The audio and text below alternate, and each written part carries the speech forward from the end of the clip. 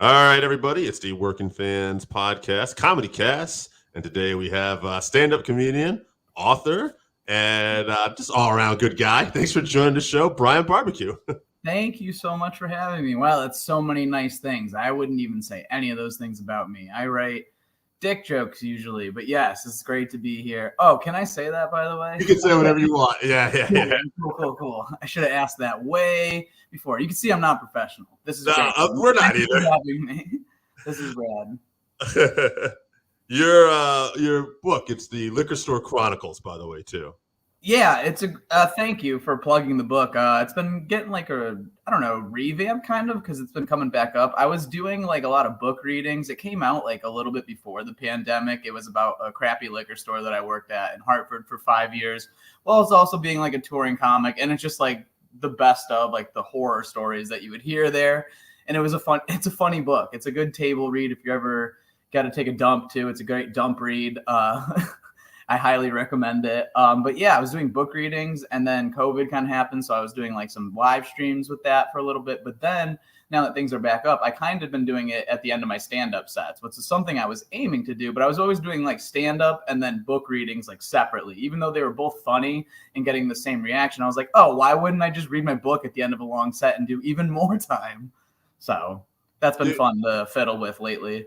Yeah, we had a comedian on the show, too. He was telling me, I think this was off air, but he was telling me that he's got a couple podcasts out, and his podcast about his time in retail is like his best podcast because people love telling horrible stories about either working at a grocery store, a package store, or whatever. I feel like it's something we all can connect with for the most part. Oh, for sure. I remember when the lockdown first happened, I was doing it wasn't even a podcast. I was just going live. And it was called Meltdown with me. And it was basically like, tell them why you mad. Like just people would call in the Zoom and just complain about whatever was bothering them because people were just cooped up and just hated everything. So I was like, yeah, if you want to just come vent, like come through. So I totally get that. And that's what my book was. They were just Facebook posts for 5 years. I would just post about it, and it kind of had like a similar format because over the years I would just was bitching about my job, and everyone was like, you should write a book about it. And then finally my wife was like, you really should. And then I quit, and then I was like, okay, now I'll do it. That I'm not employed there anymore. Great idea. Get the hell out of there first. Yeah, for sure. So how did you get up or how long have you been doing stand-up anyway? 12 years. In January it'll be 13 years. I've been doing it a long time. Don't like saying that number out loud anymore, so you can tell there's that. But yeah, 13 about in a month. Okay. You got it down. Just hearing it, I'm gonna say 12 then. Let's get it down. Yeah. So what got you into comedy though? Were you a big fan growing up a stand-up? Yeah, I mean, it was mostly vanity. I think that's why we all get into stand-up. I'm a narcissist. I want to talk about myself. No, I definitely liked everything that was funny. Like, I always liked, sketch comedy. If you want to talk about, early on, I liked dumb sketch shows, like all that and stuff like that. I thought those were really funny. I would try and make, funny videos when I was a kid. And then you have who your parents show you. I think that's usually your first exposure to stand-up because no one knows what stand-up is when they're a little kid. But I remember my dad showing me Jeff Foxworthy and Dice, which is such a weird combo, but it makes sense. But I know for me, I would watch the Comedy Central half hours and Premium Blend. I definitely like Premium Blend because I don't have a good attention span. So one joke per person was pretty fun. And then you could just find a bunch of comedians you like. And I'm a big comedy nerd, so I would look them up and stuff once the internet became available when we were teenagers and stuff. Or you'd have a friend. I was poor, but I have a friend that had remember digital cable, and then they get Def Jam, and you'd watch those sets. And you'd be like, this is fucking funny, but in a way different. This isn't Jeff Foxworthy. So I always just appreciated anything that was funny. Whether it was, I like movies a lot, so funny movies, stand up I love. And then, I'm the opposite of when a comedian's oh, I don't like to watch somebody that I really like because I'm afraid I'll emulate them. I love to watch somebody that I like because I don't feel like I'm going to emulate them. I kind of just more so get inspired to find out oh, this isn't on the table anymore. I can't do a joke about this topic. I have to write something better than this or something I think is equal caliber. You know what I mean? So I just love to just consume all the media and just laugh. I like funny shit. I think that's the way with anybody though. Like anyone that gets like into like entertainment or anything like that, you kind of just get almost obsessed right in the beginning, and that's kind of what leads you into it a little bit. It's like watching everything. There's like what is it, Man on the Moon, where like, Kaufman as a kid, he's literally just staring at the television like, I'm gonna be on TV one day. It's basically that. Everyone kind of does that to some degree. Whether I don't think, when you're a little kid, you're like, man, I really hope I become a TikTok influencer or some shit. But you're hopefully like, I think we all get into it with like the grand notion of like, it would be nice to be popular or famous, or because we all are usually like coming from like the awkward person like in school or whatever, so we have like that mindset. We're all sad and depressed comedians, but I think we all like get into like everyone, like it depends, like everyone, like I have that cliche story of like I was 20 when I started, so my friend was like, you should do it, and I was like, hell yeah, it's gonna be rad, and then it just sucked real bad for a long time. But I was like, oh, this is still bombing's still awesome. Like you can't compare to that I don't know, that adrenaline. Yeah. But that's a good sign, I'd imagine. Like if you're at the worst part of it, bombing, and you still love it more than anything else, then yeah, why not? I got lucky because I got like you need the delusion like the first few years. You need just like pure delusion, like feeling it because you're so bad, but you're trying so hard. You don't even know how to write jokes when you first start. You're like, I've watched stand up, like, and you're like trying to do like someone else's material or emulate someone else and shit. But like finding your voice, but like, yeah, it's so bad. But like, you need that delusion of just like, it's you have to figure it out. You have to, but like, I forgot what I was gonna say exactly. But like, there's just something about like figuring out, like, I don't know, you're just like, because I got lucky. Like my first time went well. It was like my second time that was shitty. So I got like duped in where I was like, oh, this is awesome. I did pretty good. Like a lot of my friends showed up. Like 2009 is gonna be my year. You know what I mean? And here we are. That's how people get duped into gambling sometimes too. I think they win that prize in the first time, and then they're just, why would I have all my money gone? Yeah, I mean, it is gambling to some degree, especially when you're going for free to do like open mics far away early on or something like that. Just like because you're just again. It's gonna be good. Like, but you need that. It's good to have some sort of creative outlet. Like, I'm not gonna ever knock anyone's hustle because that's like the shit. Like, everyone goes through it. Like, hey, if you don't sleep in your car, I can't respect you as a comedian. But no, you know what I mean. But yeah. It's just it's a grind. It's like it's just fun. It's just the whole thing. Like, I don't think I could ever like quit like going around comedy. I think I could stop doing comedy one day, but I would still like want to like hang out with comics and shit like that. Does that make sense? Yeah, you want to be around. That was the fun part. Like the hang was fun. Like early on, you're like, oh, friends, what's this like? All my friends are hilarious too. This is great. I was just curious. We don't have to tell people obviously where you're living, but like you moved, and when you're moving, is that like, are you looking at the stand-up scene? Has that become part of the process when you have to move now? So I guess for anyone that's like, what are they talking about? I moved from Connecticut to Nebraska. So that was super fucking far and fun. Don't ever do a U-Haul drive like that ever. I would not recommend it. But I did it and it's fun. I love it here. So my wife and I moved here. My wife and I are both comics. We're loving the scene here. The scene here in fucking Lincoln is dope. I love all the comics here. They're super nice and there's a lot of dope shit to do. We're coming from like rural Connecticut. You know what I mean? Like everyone's like, I liked Connecticut as a traveling port because it was close to New York and Boston. And I did a bunch of shows out there and stuff too. But over the years, like I've toured a ton. I loved doing the Midwest.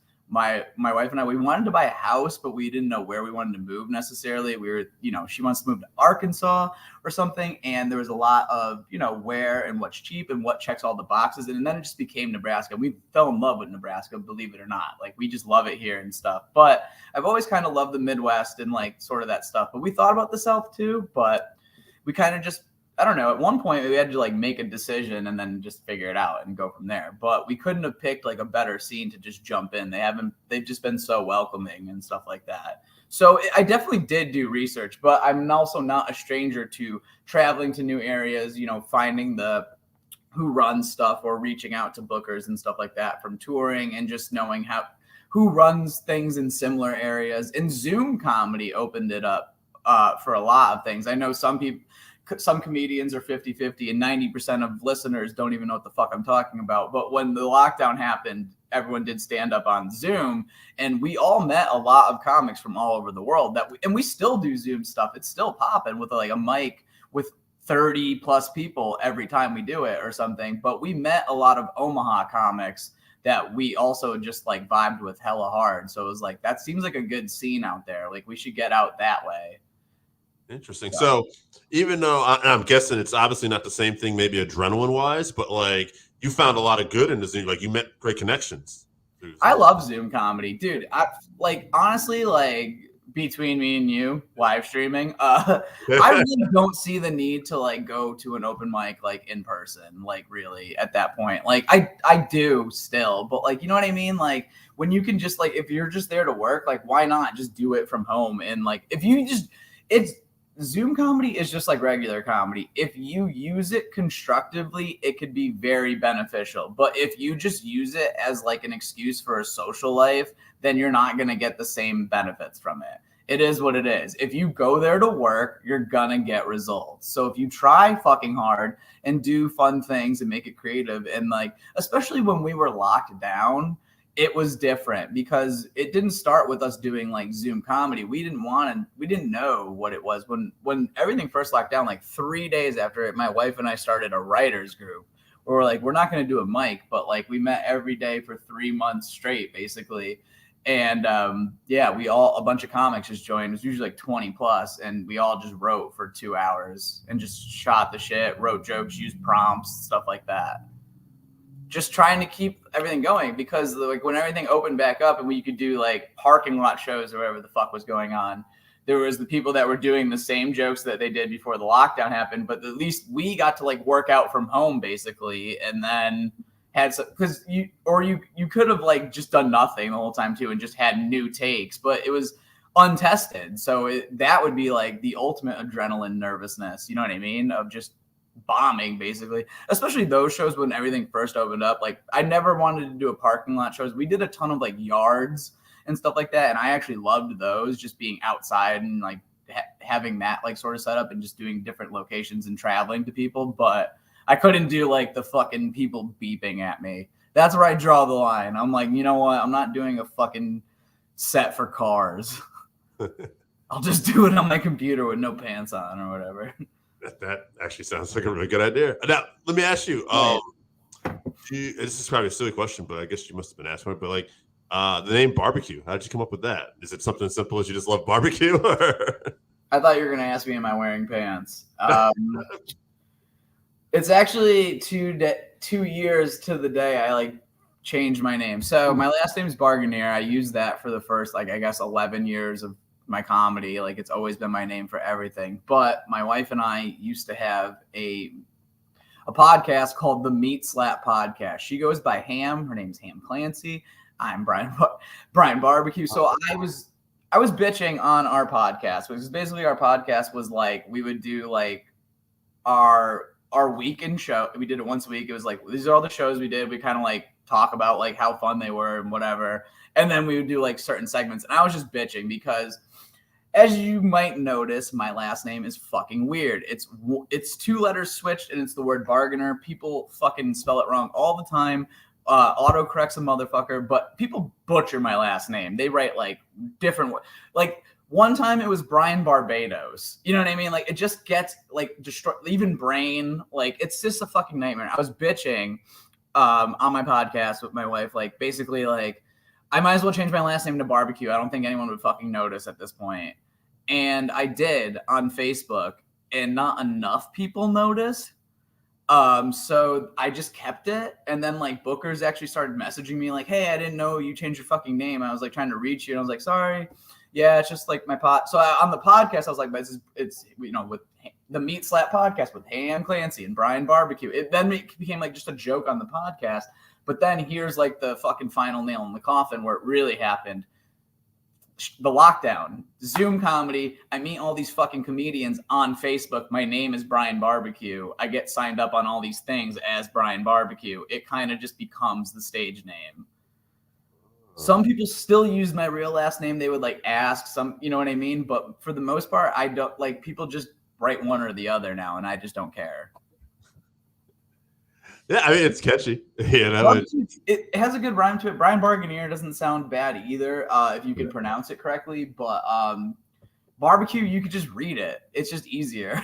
Do you enjoy the writing of jokes? Do you enjoy that process? Oh, hell yeah, dude. I write all the time. I mean, whether it's good or not is debatable, but I do love writing. I mean, I think that's what it is for me, is I love the craft. I love fiddling. I love trying new shit. I love the mechanics of it. I am a comedy nerd. I mean, like, you wouldn't know with like given my like fucking short description of how I like, you know, my first exposures to it and stuff, but I really am like, I love the intricacies of it and just the way, like, I love watching like how other people host shows, you know what I mean? Like, I just love sort of things like that. I love watching like because I know how it all works. So I love seeing how other people do the thing that I do poorly, you know? I was gonna say I've seen you live. We were at a show, and I remember there was a heckler. I don't know if she was a heckler. She was kind of drunk though, and you were really engaging with her, and you were really kind of going off the cuff. And I was like, that draws me in. Like, I like to see people like, okay, there's no way he planned that, so this is like him kind of working. And I thought that was cool. I remember that particular lady, which I hate to say this, that happens all the time. I don't know what it is. The way I talk, I think I'm very conversational in my stand-up, so I kind of draw out the crazies, especially like with that show, I was like towards the end, so people have had time to get like liquored up and stuff like that. So those people are tough because they're not heckling, they're enjoying it so much. They're like responding to you because you're drawing that like reaction out of them. It's my fault, honestly. I'm too good is what they say. No. And so I remember the back and forth we had. It was funny, but she was like bothersome for a while. But that's the thing is like, I know my set. I do a ton of crowd work, but like my wife knows. I'll be like, I hope someone heckles me because I just want to go off on somebody. Honestly, I don't want to do my set. I've done my set 1,000,000 times or whatever. I can do it in my sleep. So, and I didn't write it. So, you know what I mean? But like, I like that, like, not going off on people. I was just teasing about that. But I like when something unique happens, when it's like, this makes it a once in a life. Like, you remember me from just like me fucking with that lady, you know what I mean? So it's like, you know, it's a unique experience. It's like you saw me do something like in the moment, like that was it. Like, I can't replicate that ever again. I like that about stand-up, which is why I like never want to record stuff, because I do shit like that. But, you know, with crowd work, it depends. Like stuff like that, it is off the cuff, and you might have like canned lines, but that did not happen with her. That was just a unique experience. But like, you can craft your jokes in a way where it becomes a crowd work bit too, where it's like you have, you know, I love all that, how you can use the audience to like say the things that you want them to say to get you to keep going. It's like magic, man. All right, I'm gonna hit you with an oddball here. We're doing on our podcast, we do like little like top 5 stuff this week. Okay. This week, our top 5. This is the genre. We're running out of stuff to do for top 5, so we're actually changing the thing now. But we're down to romantic comedies, and this has been a really love or hate. So I'm just gonna throw it out there. Do you have any top romantic comedy movies? Well, since you're doing top 5 and it's romantic comedies, I think my number 1's gonna have to be High Fidelity, because that's the most meta answer of all time. Fuck. But then it's like, what other ones? John Cusack films in general, though. I mean, that's not a bad start, right? Right. I mean, that's where the top 5 fucking thing came from. Spoiler alert for people that didn't get my amazing joke. But fuck. That's such a bad genre. Wow, dude. I have friends that message me. They're like, we're mad at me for making this genre. Like, we ran out of topics. We needed. I'm like, what the fuck even is a romantic comedy that I've even seen? I'm like, ugh. Then I'm gonna be like, hey, Good Luck, Chuck. Somebody said to me that like Knocked Up. Like, I literally want to blow my brains out saying Knocked Up. Like, someone said something about like you could really, if you dove into it, I guess You could even do like The Princess Bride or even Groundhog. I know what the right answer is. I'm not going to give you my top 5. I'm just going to give you the only right answer. All right. It's the answer for me. The movie's Face Off. It's a very romantic comedy for me and my wife. When we first started dating, my wife has seen like a total of 10 movies in her ever. And I was like, have you ever, I didn't know. So I was like, have you ever seen Face Off? And she's like, no. And I'm like, do you want to see it? It's like the best, worst movie. And she fell asleep during the first 20 minutes. So whatever. Ha ha ha. We try another date, like, or sometime when we're hanging out, it comes up, we're like, let's try it again. Because I'm like, it's really fucking funny. And when she, like, I liked it. It was ridiculous. That 20 minutes, like, I want to see it again. I just fell asleep. So it's like, okay. Falls asleep again. And then, like, I think it happened like a third time, then to the point where I was like, you have to just watch the movie on your own and then like talk to me about it, because like she would keep on, they wouldn't even switch faces before she would fall asleep. Like, you gotta like, and she's seen it and now we've seen it together too, but it's the worst movie of all time. And I think that in itself makes it a comedy. Nick Cage's acting, saying he wants to suck that lady's tongue, all that, the fact that they switch faces, it's such a fucking, the dubs when he gets shot, it's literally the best, worst movie of all time. The boat chase, I mean, come on, dude. I mean, if you haven't seen Face Off at this point, there's tons of spoilers. It's been a while. Yeah, I hope we're not spoiling that movie for you. Everybody gets shot. A guy's leg gets stabbed. Tons of stuff. Well, how about, first off, thank you for your time, but how about we hit you with some, whatever you got promoted. You want to promote anything? Social media? Hit it. Yeah, you could find me pretty much at Brian Barbecue on all platforms, at Daddy Pork Chops on Instagram if you want to see pictures of art and posters of comedy where I'm telling dick jokes. I don't have a ton of dates. I have a few coming up in January. But nothing pluggable really right now. I just appreciate everyone listening to this. And if you are interested in my book, guess what? I have tons of copies for sale, but you can just find me and message me. And I just ship straight up in, like, because I'm selling them live at shows now and stuff, but never had a problem selling hundreds of copies. Like, just people just message me and I ship right to people. So it's super easy. We had it on our website, but we don't, the Meat Slap podcast is never coming back. I can't stress that enough. It's never coming back. Stop asking. A lot of people have been asking us. Our website's down. It's not coming back. We never checked our Gmail account one time. It was a fun podcast, but it's never coming back. So no plugs for that ever. You can check out my new podcast, Dump Party. It's pretty great. No, I'm just joking. It's a joke podcast. No, just find me on all platforms if you are interested in anything. I do art and comedy and write, and so does my wife, and we're both the shit. So, hell yeah. Thank you for having me on your show, homie. Not a problem, man. Thank you. We might have you back. That's pretty cool. All right, Brian, thank you so much. Yeah, we'll definitely do it when I have more time. I'm sorry